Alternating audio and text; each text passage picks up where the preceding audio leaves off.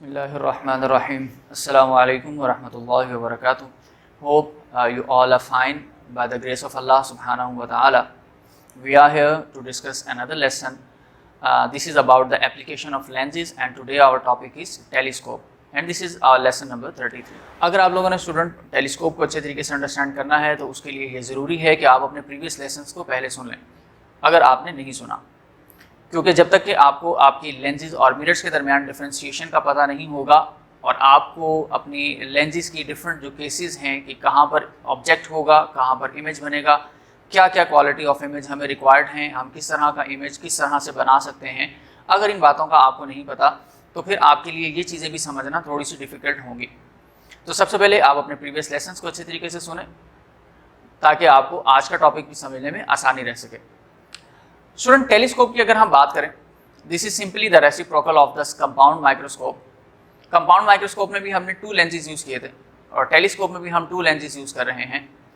Difference इनमें क्या है ये भी अंडरस्टैंड करेंगे, इसकी रे डायग्राम किस तरह से है और इमेज किस तरह से प्रोड्यूस होती है इसको भी इंशाल्लाह ताला हम साथ ही डिस्कस करेंगे।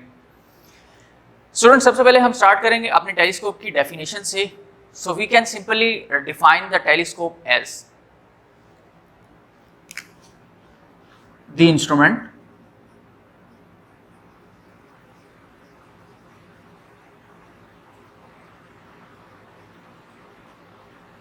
that help us to see the distant objects clearly. ये स्टूडेंट हमारे पास यहाँ पर हमारी टेलीस्कोप की डेफिनेशन जो है वो हम डिफाइन कर सकते हैं कि ये एक ऐसा इंस्ट्रूमेंट है जो बहुत ही दूर के ऑब्जेक्ट्स को क्लियरली, ब्राइट और मैग्नीफाइड फॉर्म के अंदर हमें दिखा देता है। स्टूडेंट, टेलीस्कोप की अगर हम इनकी टाइप्स की बात करें तो टेलीस्कोप की डिफरेंट टाइप्स हैं और टेलीस्कोप की डिफरेंट टाइप्स में हमारे पास लेंसेज वाली टेलीस्कोप भी अवेलेबल हैं और मिरर्स वाली टेलीस्कोप भी अवेलेबल है। लेकिन आज हम इंशाल्लाह जो हम टेलीस्कोप डिस्कस कर रहे हैं ये हमारी टेलीस्कोप होगी लेंसेज वाली। टेलीस्कोप के अंदर स्टूडेंट हम 2 लेंसेज को यूज करते हैं। फर्स्ट लेंस हमारे पास ऑब्जेक्टिव कहलाएगा, second one is eyepiece. Comparison अगर हम स्टूडेंट इसका करें अपने प्रीवियस लेसन से कंपाउंड माइक्रोस्कोप के, उसमें भी सेम 2 लेंसेज थे, लेकिन डिफरेंस ये था कि वहां पर ऑब्जेक्टिव शॉर्ट यानी स्मॉल इन साइज था और आई पीस ग्रेटर इन साइज था। यहाँ पर हमने रेसिप्रोकल कर लिया, उल्ट कर लिया कि ऑब्जेक्टिव की फोकल लेंथ ग्रेटर रख दी और आई पीस की फोकल लेंथ शॉर्टर रख दी। तो यहाँ पर हम एज्यूम करते हैं कि हमारे पास this is the objective with a larger focal length and this is the I piece with a small focus और फोकल लेंथ। इसी तरह स्टूडेंट हम लोगों ने इसको चेंज क्यों किया और इसमें हम लोग कौन कौन से केसेस हैं जिनको यूज करते हुए अपनी इमेज को करीब भी कर लेंगे और मैग्नीफाइड फॉर्म के अंदर भी लेकर आ सकते हैं। स्टूडेंट, प्रीवियसली हम लोगों ने कंपाउंड माइक्रोस्कोप में 3 केसेस, केस नंबर 3 और केस नंबर 5 जो है वो यूज किया था। यहाँ पर अभी हमने केसेस यूज करने हैं और तकरीबन हम ऐसे ही वही केसेस यूज करेंगे। स्टूडेंट, यहाँ पर स्टार्ट क्या है, एक्चुअली कंपाउंड माइक्रोस्कोप के अंदर हम अपने ऑब्जेक्ट का साइज जो स्मॉल था उसको लेंस के करीब रखते थे। यहां पर क्योंकि हमारा ऑब्जेक्ट बहुत ज्यादा दूर है तो हम उसको सेम टाइप में सेम कंडीशन के अंदर डायरेक्टली बहुत ज्यादा मैग्नीफाइड फॉर्म में नहीं ला सकते, क्योंकि उसके लिए हमें अपने ऑब्जेक्ट को प्लेस करवाना पड़ता है F और C के दरमियान में। लेकिन क्योंकि हमारे पास जो हमारा ऑब्जेक्ट है वो बहुत ज़्यादा दूर है तो इस वजह से हम उस of को इस रेंज में नहीं ला सकते कि वो ऑब्जेक्ट F और C के दरमियान में आ जाए। यहां पर इसी तरह स्टूडेंट F और C में लाने के लिए जो बहुत ज़्यादा दूर ऑब्जेक्ट है, जैसे एस्ट्रोनॉमर्स यूज करते हैं स्टार्स, प्लैनेट्स और सैटेलाइट्स को देखने के लिए, तो अगर हम वहां पर इस तरह का कोई ऑपरेटर्स डिज़ाइन करना चाहें कि हमारे पास एक सिंगल लेंस से डायरेक्टली हमारा इमेज मैग्नीफाइड फॉर्म में मिल जाए, तो हमें उसके लिए अपने ऑब्जेक्टिव लेंस की फोकल लेंथ बहुत ग्रेटर बनानी पड़ेगी लाइट ईयर्स के मुताबिक। ताकि वो ऑब्जेक्ट डायरेक्टली F और C के दरमियान में आ जाए। तो स्टूडेंट यहाँ पर फॉर एग्जांपल कि हमारा ऑब्जेक्ट यहाँ पर है स्टार की फॉर्म के अंदर, तो हम ये एज्यूम करेंगे कि this is beyond the F और 2F, ये 2F से भी बियॉन्ड है।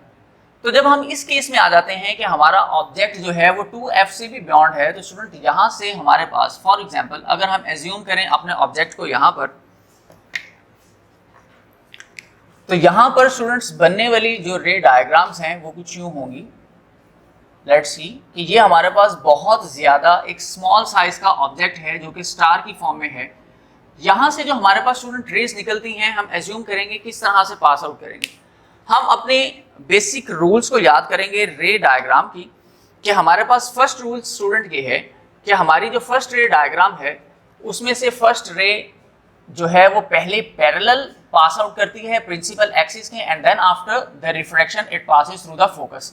सो लेट्स सी व्हाट हैपेंड कि बहुत दूर से आने वाली जो लाइट रेज हैं वो किस तरह से यहां पर पास आउट करती हैं।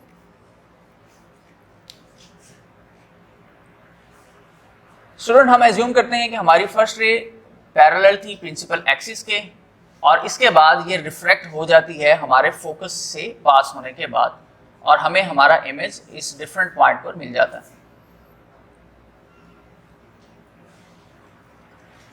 ये हमारी फर्स्ट रे थी। सेकंड रे के मुताबिक स्टूडेंट हमारी जो सेकंड रे है वो डायरेक्टली स्ट्रेट पास करती है हमारे सेंटर ऑफ कर्वेचर से। सो अगर हम सेंटर ऑफ कर्वेचर की यहाँ पर स्टूडेंट बात कर लें तो फिर हम ये देखेंगे कि हमारे पास हमारा ऑब्जेक्ट कहाँ पर प्लेस करवाता है। See okay, now let's C.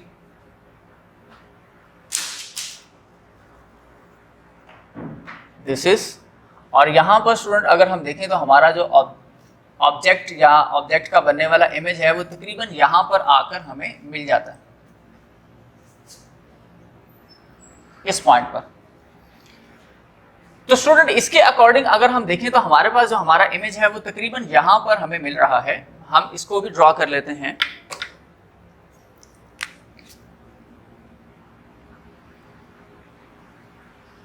Student already अगर देखा जाए तो हमारे पास हमारा इमेज जो है वो कुछ मैग्नीफाइड होकर तो मिल गया है, लेकिन हम इसके चाहते थे कि ये बहुत ज़्यादा लार्ज साइज के अंदर मैग्नीफाइड हो जाए, क्योंकि वो ऑलरेडी बहुत दूर है और दूर की चीज़ हमें बहुत ही ज़्यादा स्मॉल नज़र आती है। तो जब हम उसको करीब लाना चाहते हैं और मैग्नीफाइड फॉर्म में भी लाना चाहते हैं, तो सबसे पहले नंबर पे यहाँ पर तो हमने ग्रेटर फोकल लेंथ वाला ऑब्जेक्टिव लेंस भी इसलिए यूज़ किया था ताकि लाइट रे की क्वांटिटी ज़्यादा आ सके और ज़्यादा ब्राइट इमेज हमें मिल जाए। तो फिर यहाँ पर स्टूडेंट सेकेंडली जब हमारे पास इमेज बन जाता है तो हम इस इमेज को अब सेकंड लेंस के अकॉर्डिंग ये एज्यूम करते हैं कि ये ऑब्जेक्ट है। इसकी कंडीशन ये है कि अब यहाँ पर हमारा जो ऑब्जेक्ट है स्टूडेंट वो देखें कहाँ पर प्लेस करवा चुका है, ये F, E और C के दरमियान प्लेस करवा चुका है।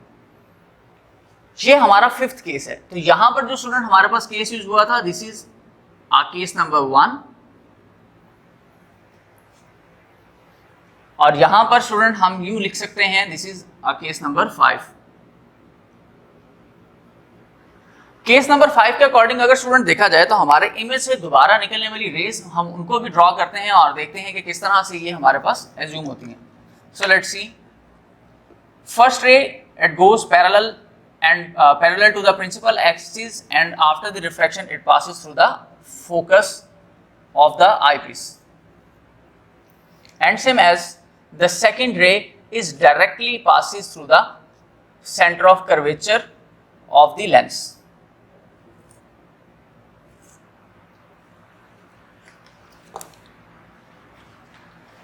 स्टूडेंट इसके अकॉर्डिंग अगर अब हम देखें तो हमारे पास ये जो हमारी रे डायग्राम है, जब हम इसको रियल साइड पर देखते हैं तो रियल साइड पर हमें ये नहीं मिलती, और अगर हम इसको इसकी वर्चुअल साइड पर ड्रॉ करना चाहें तो स्टूडेंट ये कुछ इस तरह से मिलेगी।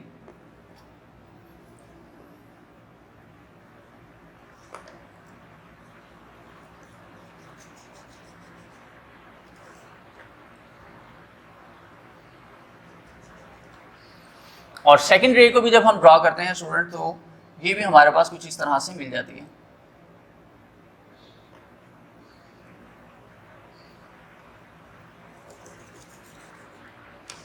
इस तरह से। तो स्टूडेंट यहां पर और कुछ डायग्राम्स में आपको ये आपका इमेज यहाँ पर भी मिल सकता है, यहाँ पर भी मिल सकता है। इस तरह से आपकी ये जो रे डायग्राम है ये अप्रॉक्सीमेटली एक लार्ज साइज का मैग्नीफाइड इमेज जो है वो इन्वर्टेड फॉर्म में प्रोवाइड करती है। यहाँ पर रे डायग्राम्स थोड़ी सी एंगल्स की चेंजिंग की वजह से यहाँ पर बन गया इसमें इमेज, लेकिन अगर आप इसको प्रॉपर तरीके से ड्रॉ करेंगे तो आपका ये जो इमेज है ये तकरीबन और ज़्यादा दूर हो जाएगा, और जितना ज़्यादा दूर होगा उतना ज़्यादा आपका जो साइज ऑफ इमेज है वो इंक्रीज कर जाएगा।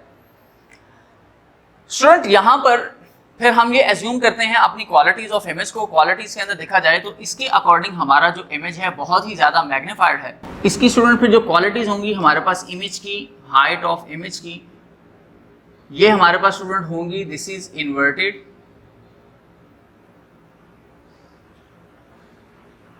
वर्चुअल,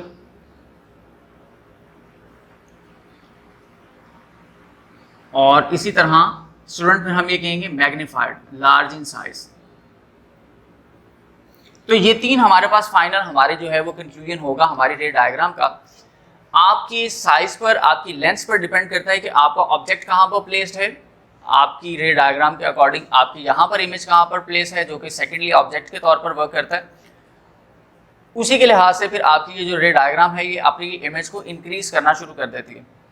स्टूडेंट यहाँ पर हमारा इमेज इस पोजीशन पर बना है, हो सकता है आपके डिफरेंट डायग्राम्स के अंदर ये आपका इमेज ज़्यादा दूर यहाँ तक भी आ जाए, यहाँ तक भी आ सकता है, लेकिन कंक्लूजन ये था कि टेलीस्कोप वर्क किस तरह से करती है, ऑब्जेक्टिव और हमारे पास आई पीस कहाँ पर प्लेस होते हैं, लाइट रेज कहाँ से एंटर करती हैं, हमारा इमेज कहाँ पर प्रोड्यूस होता है, क्वालिटीज़ क्या होती है।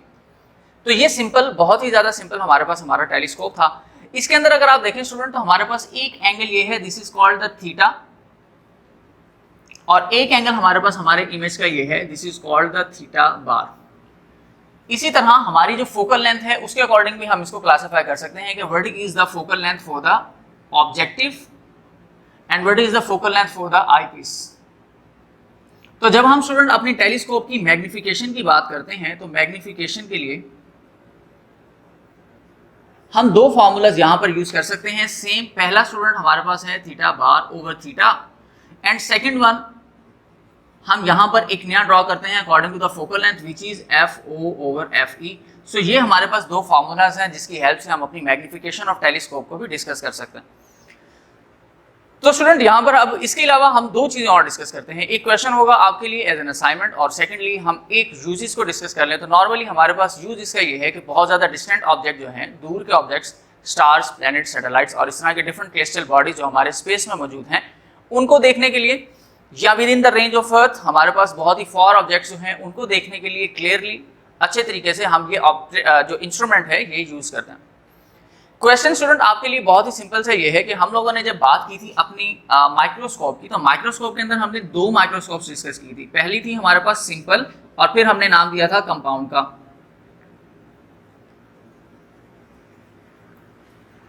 सिंपल में हमने एक लेंस यूज किया था और कंपाउंड में हमने दो बाई कन्वेक्स लेंसेज यूज किए थे।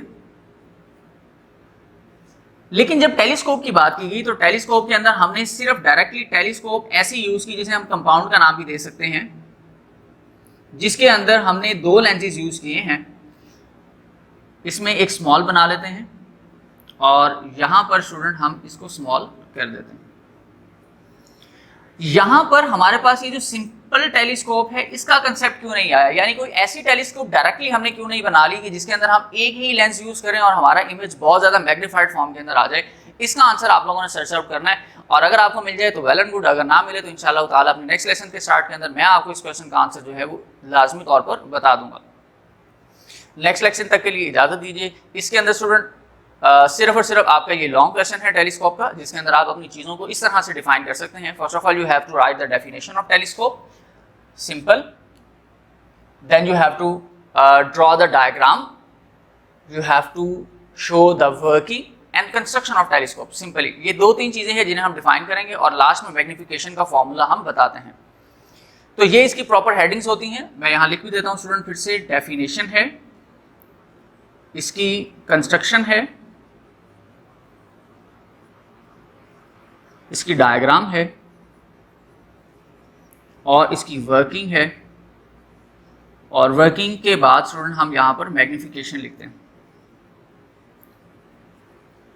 तो ये हमारे पास 3-4 चीज़ें हैं जो हम अपनी इस फार्मूले, इस लॉन्ग क्वेश्चन टेलीस्कोप के साथ जो है वो डिस्क्राइब और डिफाइन कर सकते हैं। तो स्टूडेंट, उम्मीद है कि आपको ये सिंपल सा कंसेप्ट समझ आ चुका होगा कि हमारे पास हमारी रे डायग्राम और हमारी टेलीस्कोप वर्क किस तरह से करती है, किस टाइप के ऑब्जेक्ट्स को किस साइज़ के अंदर हमें दिखाती है। नेक्स्ट लेक्चर तक के लिए इजाज़त दीजिए। नेक्स्ट लेक्चर बहुत ही ज़्यादा इंपॉर्टेंट होने वाला है, लेकिन उसको भी अंडरस्टैंड करने के लिए हम आपको पीछे अपने लेंसेज वाला जो टॉपिक है उसको सुनना और समझना पड़ेगा। तो इजाज़त दीजिए, अल्लाह हाफ़िज़।